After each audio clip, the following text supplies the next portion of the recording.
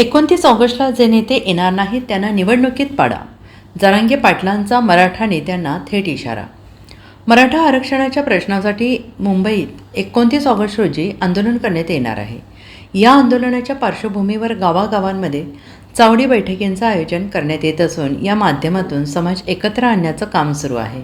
याच अनुषंगाने आज धाराशिव शहरात बैठक पार पडली.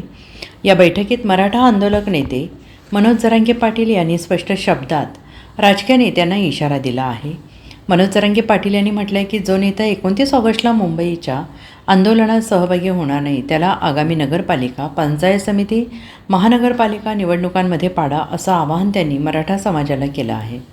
मनोज जरांगे यांच्या वक्तव्याने राजकीय वर्तुळात चर्चांना उधाण आलेलं आहे. तर 29 ऑगस्टच्या मुंबई येथील आंदोलनामध्ये मराठा बांधवांनी सहभागी होण्याचं आवाहन देखील त्यांनी केलं आहे. आंदोलनामध्ये वेगवेगळ्या पक्षातील समाजातील लोकप्रतिनिधी सहभागी होतील अशी खात्री वाटते आपल्याला? ते होतील का नाही दादा मला नाही माहिती, पण तुमचा प्रश्न बरोबर आहे. होतील का नाही माहीत नाही, पण त्यांना मोठं करायचं काम आम्ही 6 करोड गोरगरीब मराठ्यांनी केलेलं आहे. त्याच्यामुळे आमचं कर्तव्य, आमच्या लेकराचं आता कल्याण होणार आहे गोरगरीब मराठ्यांचे आरक्षणामुळं.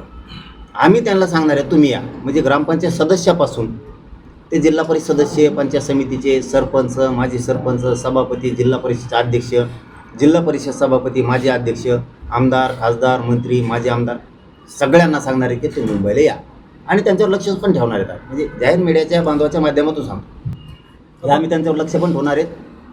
कोणालाच सांगितलं आहे, पण आम्ही मुंबईला गेल्यावरती इकडंच गावात हिंडला आला नाही. ते नगरसेवक असतील, महापौर असतील, नगराध्यक्ष असतील, एकही माणूस सोडला जाणार नाही हे सांगायचा.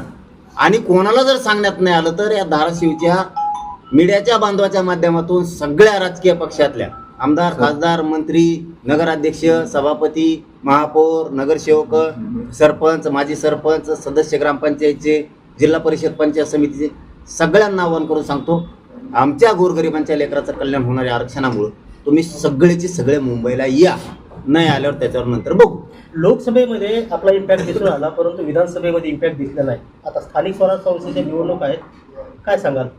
नाही, मी विधानसभेला नव्हतोच दादा. नाही, तुम्ही नव्हता, पण समाज कुठल्या बाजूला, कुठल्या दिशेने झुकणार असं काय असतं, ज्यावेळेस आपण मैदानात नाही, समाजाच्या खांद्यावरची जबाबदारी दिली, त्यांना जे वाटलं त्यांनी केलं. लोकसभेला मैदानात होतो, करून दाखवलं. मी थोडा वेगळ्या पद्धतीचा माणूस. मी एखादं बोललो की ते करतो, मी खोटं नाही बोलत. आता मुंबईत सांगितलं तुम्हाला पहिल्यापेक्षा 5 पट राहील. 5 पट जर पब्लिक पहिल्यापेक्षा दिसली नाही आपलं तोंडावर नाव बी नाही घ्यायचं.